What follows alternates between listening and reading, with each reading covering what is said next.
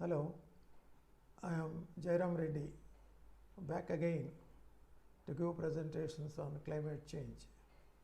Today's topic is we live in greenhouse. We receive heat energy and light energy from the sun. This energy enables all life on earth to survive.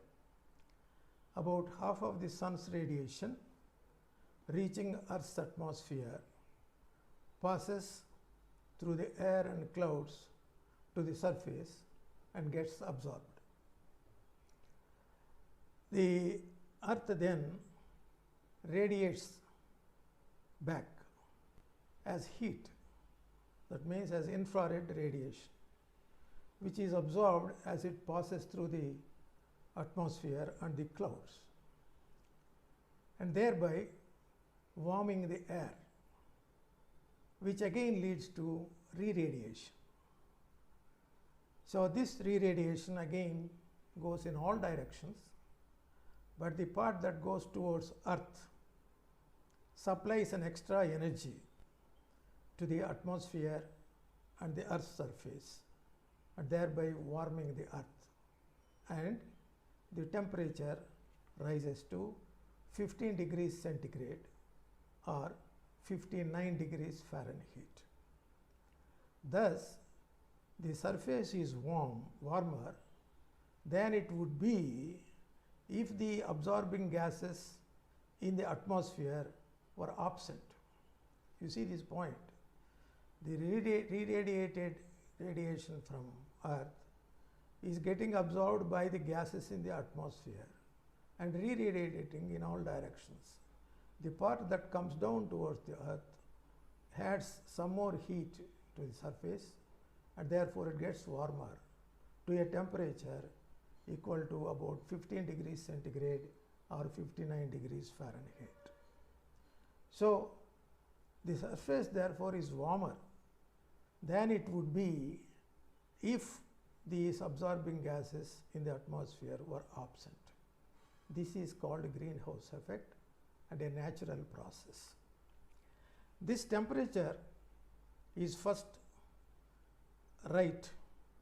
right for the supporting life on the Earth, because in the absence of these gases, the Earth would be at minus 19 degrees centigrade, which is the Earth's radiative equilibrium temperature.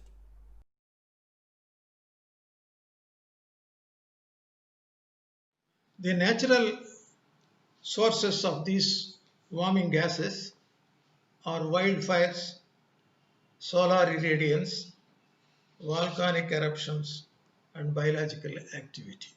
These are all natural sources for these gases. The natural greenhouse effect, as mentioned, keeps the Earth warm at about 15 degrees centigrade, enough to support the life on Earth. And these heat-trapping gases are called the greenhouse gases. In their absence, as I told you, the Earth would have frozen to minus 19 degrees centigrade. Then what is it that is worrying scientists now? For the past 250 years, it is roughly from the middle of 18th century, when the so-called Industrial Revolution started, humans have been artificially raising the concentration of these greenhouse gases as in the atmosphere at ever increasing rate. So the increasing rate is also not linear, but increasing is a sort of an exponential. Why? Because for these industry and other activities, humans are burning fossil fuels, coal, oil, and natural gas. They are destructing forests which absorb carbon, and then the land has been changed for different purposes, and these are some of the activities, human activities, that is creating more greenhouse gases going into the atmosphere. atmosphere. Therefore, what happens when the concentration increases? The infrared radiation emitted by the Earth's surface is absorbed more by the atmosphere and in turn radiates back to the Earth, rising the surface temperature further. So increasing the greenhouse gas levels in the Earth's atmosphere makes it an effective greenhouse. An effective greenhouse. That means the natural greenhouse effect is enhanced and now it becomes an artificial greenhouse effect. Human-made or human-induced greenhouse effect. Now by the late 1800s, that is towards the end of 19th century, it was known that burning coal, oil and natural gas produced carbon dioxide.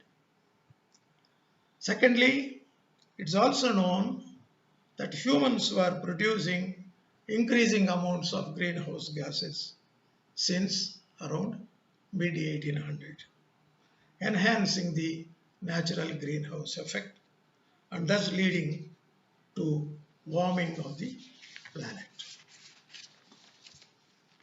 Several factors led most of the climate scientists to believe the rise in global temperatures could be directly linked to the rise in the greenhouse gas concentrations in the atmosphere. Three pioneers from Europe established a clear physical basis for the warming of Earth due to rise in greenhouse gases.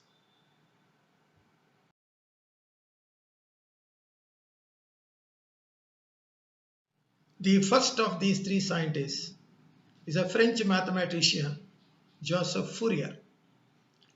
In 1824, he calculated that it would be much colder than it is if the incoming radiation from the sun were the only radiation that warms the Earth. The Earth's atmosphere acts like an insulator, and that was the first idea of Fourier, what is now we called the greenhouse effect. So they in turn radiate their energy as infrared radiation. This is the contribution coming for the first time by a French mathematician, Joseph Fourier. The second one is Irish physicist John Tyndall. In 1859, he studied radiative properties of several gases and found that water vapor, carbon dioxide and ozone strongly absorb infrared radiation, and water vapor being the strongest among the three, thus confirming the natural greenhouse effect. He further suggested that even in small quantities, these gases absorb much more strongly than the atmosphere itself, and any slight changes in the atmosphere composition could result in climatic variations. So first time he mentioned that this will lead to the changes in the climate. The third one is a famous chemist of Sweden, Svante Arrhenius. In 1896, he showed that changes in the concentration of carbon dioxide in the atmosphere could substantially alter the surface temperature through the greenhouse effect. He also predicted, though through his thousands of hand calculations, which according to him extended for 2 years. 2 years he made hand calculations and said if the carbon dioxide levels in the atmosphere got doubled the average temperature of the Earth's surface would rise to 7 degrees Fahrenheit. First time he said. It remarkably supports those results produced by the up-to-date climatic models using the highly powerful computers. Look at the greatness of the scientist Arrhenius. He did all these, which these computers and mathematical models did with hand calculations and precisely predicted what would happen if the carbon dioxide levels in the atmosphere doubles. It leads to 7 degrees Fahrenheit. But one thing was, he did not anticipate that the atmospheric levels of carbon dioxide would increase as quickly as they have been happening. It is shown that the global average temperature follows the logarithm of the carbon dioxide levels as anticipated by Arrhenius. Svante Arrhenius won Nobel Prize for Chemistry in 1903. Now, let us try to see what the greenhouse effect was a few hundreds of thousands of years back, because these natural resources were there existing at that time also. Over the last several 100,000 years, carbon dioxide levels varied in tandem with the glacial cycles. I mentioned to you in earlier presentations that there were glacial cycles, periods, and interglacial periods alternately happening. So during the warm interglacial periods, carbon dioxide levels were higher. And during the cold glacial periods, carbon dioxide levels were lower. Therefore, the variations were in the form of cycles.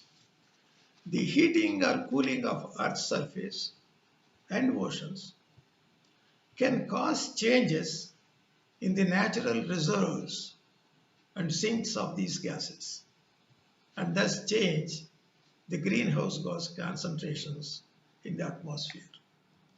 This is what the Intergovernmental Panel Climate Change Third Assessment Report also says. Now this, a careful analysis of the ice core data revealed that during the interglacial cycles, CO2 mostly lagged temperature, suggesting that the CO2 variations were caused by the warming and cooling and not the other way around. The altering concentrations were supposed to have acted as a positive feedback, amplifying the temperature changes caused by long-term shifts in Earth's orbit. That's what is called Milankovitch oscillations.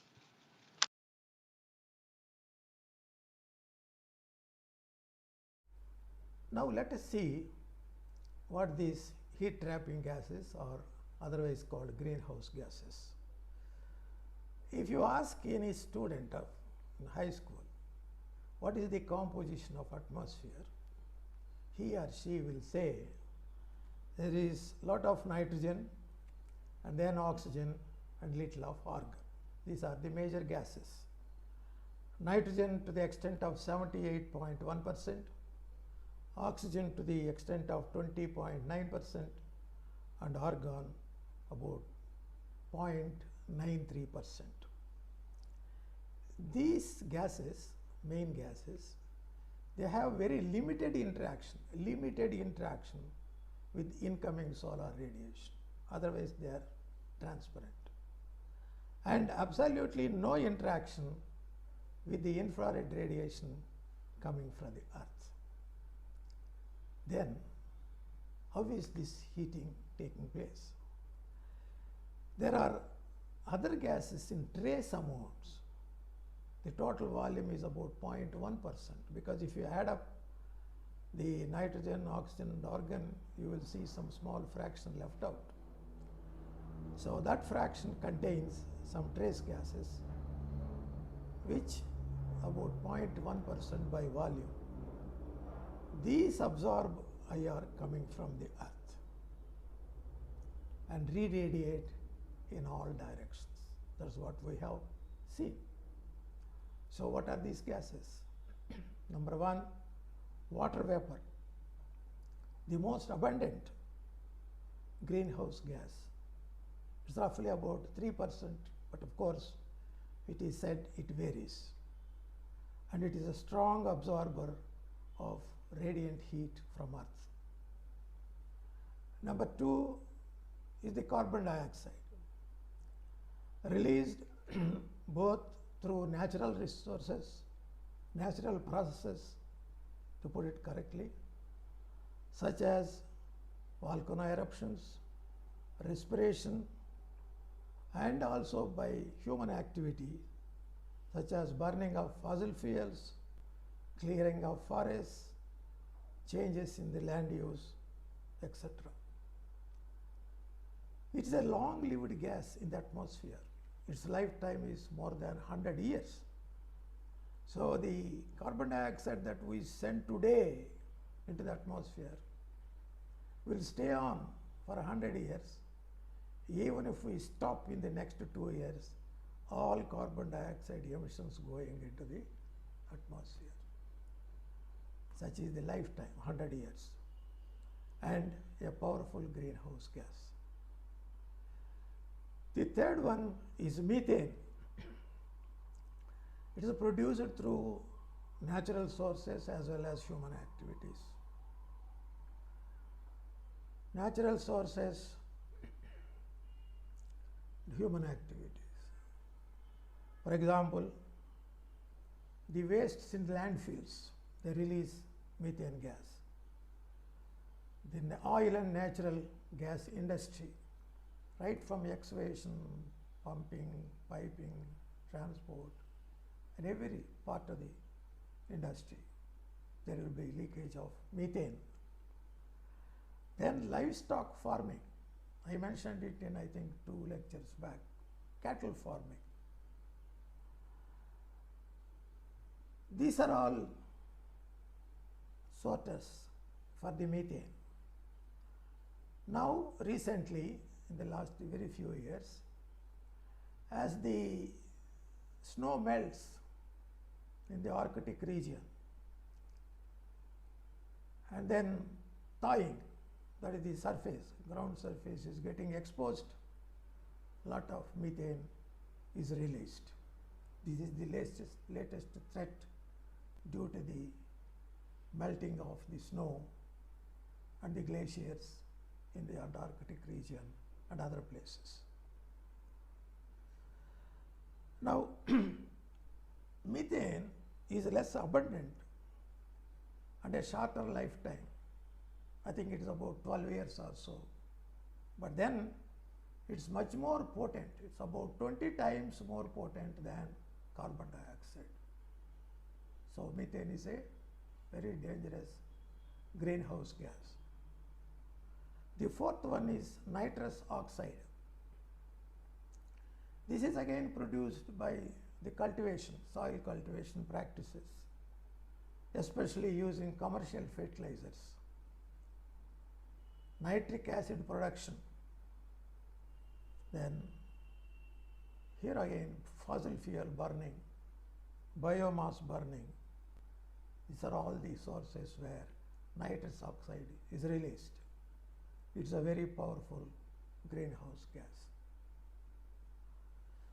In addition to water vapor, carbon dioxide, methane and nitrous oxide, we have chlorofluorocarbons, CFCs. They are synthetic compounds originated from industry and used in several applications. For example, as refrigerants. These are very powerful greenhouse gases, very powerful. Though very small amounts are present. But now these CFCs are largely regulated both in production and also in usage by what is called Montreal Protocol. This is again an agreement arranged under the UN climate negotiations, because it was found that these gases, F gases, destruct the ozone layer that protects us from the ultraviolet radiation. Then the last one is the ozone. This is again produced by the breakdown of chemicals like nitrous oxide. This also acts like a greenhouse gas in the upper troposphere and lower stratosphere. This has got a dual role. In the upper troposphere and lower stratosphere, this is a greenhouse gas. But whereas in the upper stratosphere, it behaves like a good material obstructing the ultraviolet radiation reaching the earth coming from the sun. Thank you for today. We will see you next time in the next presentation.